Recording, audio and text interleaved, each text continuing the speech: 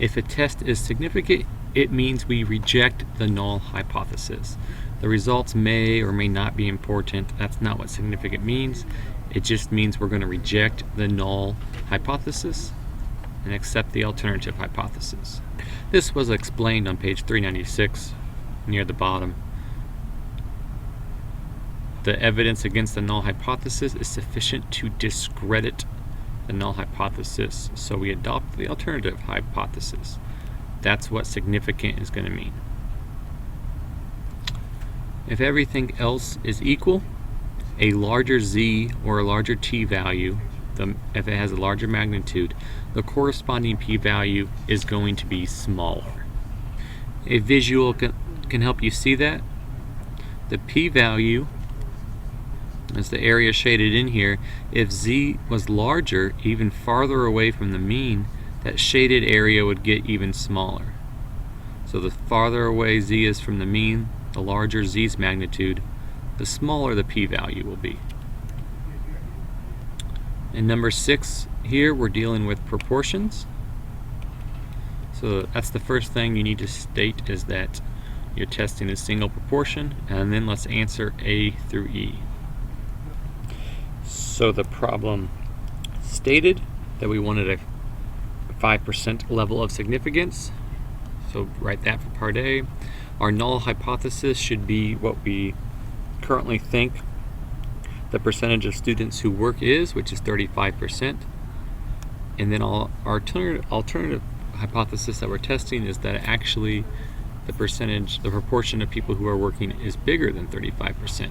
As we go for B through E, let's flip to page 421. And how to test the proportion.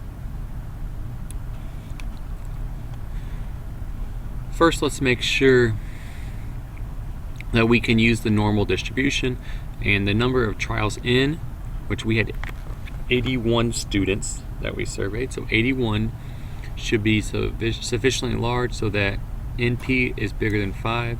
So what is 81 times our probability, 35%? Yeah, that's bigger than 5.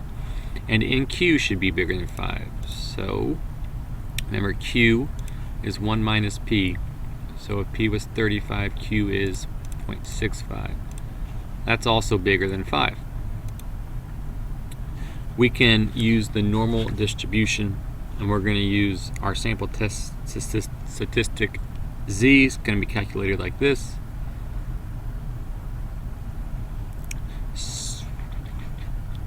So for B, you should write standard normal and then calculate Z and take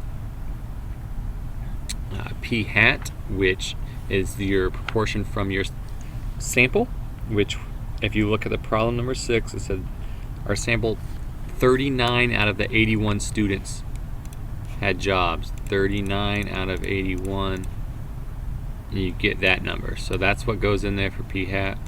Subtract the proportion, your null hypothesis proportion, which is 0.35, and then 0.35, and Q is 1 minus 0.35, and divide by the number of students. We had 81. Plug those numbers in and you get 2.48. What's the p-value associated with 2.48? It's 0.0066, and you can look that up in the table from the back of the book, or you can use Excel. If you use norms dist and then put in your z-value, it'll give you the percentage that is less than that. And we're trying to look at the percentage greater than that. So what's the chances that we had a z-value greater than 2.48? And so I just did 1 subtract the part that's less than it, and you get 0.0066. And again, the reason I'm doing greater than that is because our alternative hypothesis is that our proportion is greater than our null hypothesis.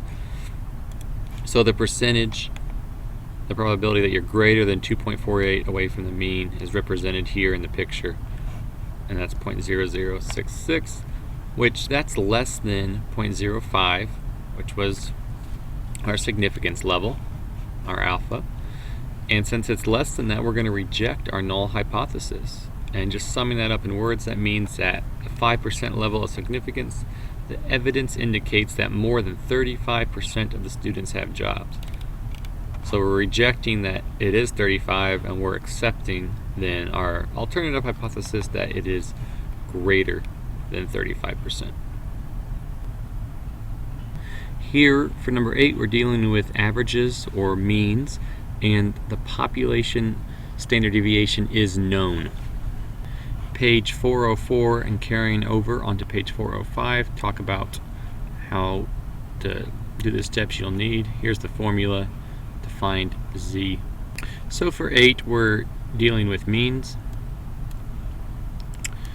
Our alpha would be 0.01 for 1%, as the problem states. Our null hypothesis was 40 matches per box, and our alternative hypothesis is that actually we think the average, the mean, is going to be bigger than 40. We can use the standard normal, and again on page 404, because we have a sample size bigger than or equal to 30, in this case we took, what does 8 say, 94 boxes of matches in our sample. So we can use the standard normal. And when we calculate Z, we'll get 3.34. And again, the formula, just take the mean from our sample, which is told is 43.1, subtract the population mean, which is 40.